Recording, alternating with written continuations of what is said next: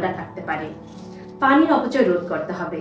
বাচ্চাদেরকেও বোঝাতে হবে গোসল করার সময় এবং হাত মুখ ধোয়ার সময় তারা যেন প্রয়োজন ছাড়া পানির কল খোলা না রাখে। যখন প্রয়োজন হবে না তখন ঘরের লাইট ফ্যান বন্ধ রাখতে হবে। এই অভ্যাসটি বাচ্চাদের মধ্যেও গড়ে তুলতে হবে।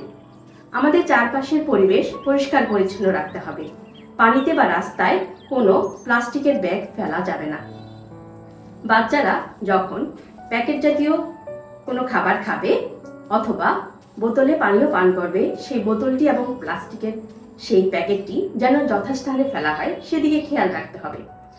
প্লাস্টিকের ব্যাগের পরিবর্তে আমরা পাটের ব্যাগ ব্যবহার করতে পারি।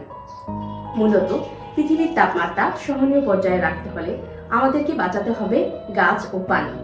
তাই চলুন আমরা গাছ লাগাই এবং পানির অপচয় রোধ করি। আগামী প্রজন্মের জন্য রেখে যাই একটি সুন্দর ও নিরাপদ পৃথিবী।